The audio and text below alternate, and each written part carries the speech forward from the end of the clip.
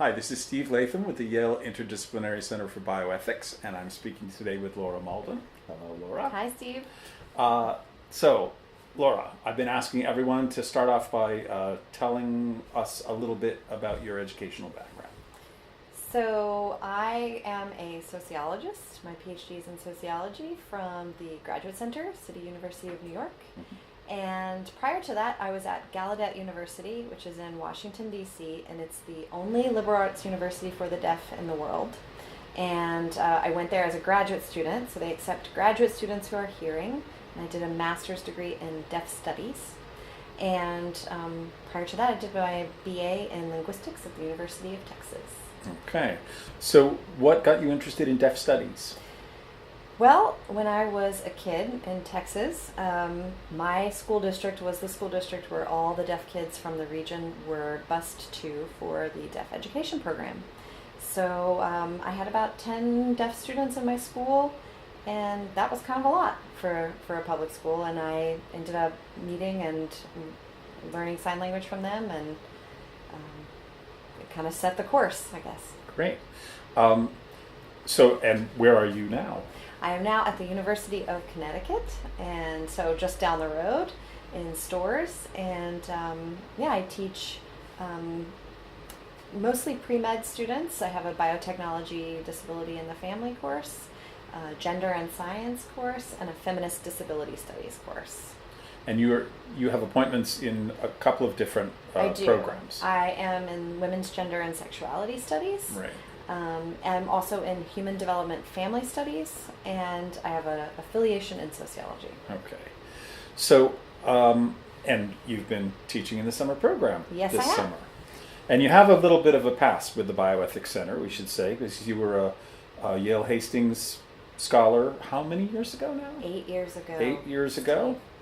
And then once since then, you were kind enough to come up here when we had a bioethics film festival, and you did a little talk back after a film that you've taught in deaf studies before, a film called Sound and Fury, which is about a deaf couple making a decision whether to give their child a cochlear implant. And in fact, this is an area of scholarship for you. You have a book on those called Made to Hear. Made to Hear. Okay, yes. I remember these things. Very good. So what have you been teaching in the summer? This summer? This summer I'm teaching the disability class, and disability, illness, and difference, I believe it is called. And we've had a great time learning about sort of the basics of disability studies and how to integrate a disability rights framework, disability justice into bioethics. And I've seen that you've had a couple of guest speakers in that. Can you say a little bit about who they were? I had 2 guest speakers. One was Bill Peace, who has previously taught in this program, and the other was Michelle Dupree. So she's the New Haven disability officer. Yes. For the city of New Haven. Right. Right. And how did the students like it? The course or the course? Visitors? The course. I think they liked it very much. In fact, one of the students that was probably the most resistant to some of the ideas, at the end of the last class, really told me how much it made a big difference. So. And they did not. I imagine they did not have much exposure at all to disability studies or any of these ideas. No. Were they shocked by Bill Peace? I think in some ways, yes, because Bill is quite shocking, but in a wonderful way. Yeah. So I think that they were, really shocked, kind of overall, in a lot of the issues that we talked about, and particularly disability history and history with the medical establishment. So I think all that was new information. And did you talk about the sort of conceptual problems? What is disability? What is health, and so on? Yes, absolutely. Do you have a preferred view?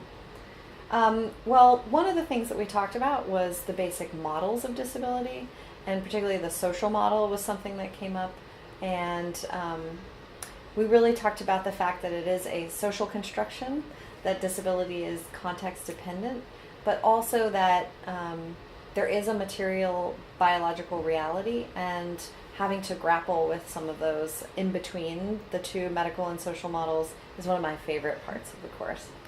And in fact, if I understand correctly, your next academic project grapples around that borderline. Am I Yes. recalling our conversation right? Yes, you are. So say more about what you're going to be doing next. So, in disability studies, the framework of the medical model versus the social model of disability has really been foundational. And one of the things that makes people uncomfortable is when you start talking about the materiality of the body and the need for care. And care is a fraught concept in the disability world. So of course, like usual, I like to go to the controversial thing, and I want to do a project, another ethnographic project with partners who are, one is disabled or chronically ill, and the other is providing care, and talk about how care is not a binary, where it's not just a one-way, one person caring for another, but in fact there's care coming right back. But some of the realities of having to navigate the systems here in the U.S. in terms of getting care and what it looks like to be a caregiver at home for both people. And did you have a chance to talk about any of that in your summer class this summer? Or we were jam-packed, and I did not get a chance to talk about that. Yeah. Well, maybe you will come back next summer and have a chance to talk to them about that? Good. And how did the whole thing turn out for you? This is the first time you've taught in the program. This is the first time, yeah. What was your overall impression? My overall impression is that the students are quite bright. They are really fun to get engaged in a conversation.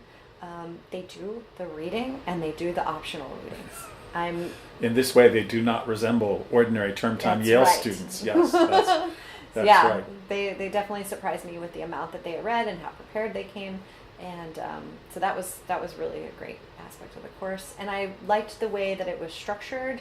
I like how the arc of the 3 weeks went. Excellent. Well, thank you very much, and thank you for sitting with me for these few moments of on-camera time, and hope to see you back next year. Yes, thanks, Steve. You're welcome.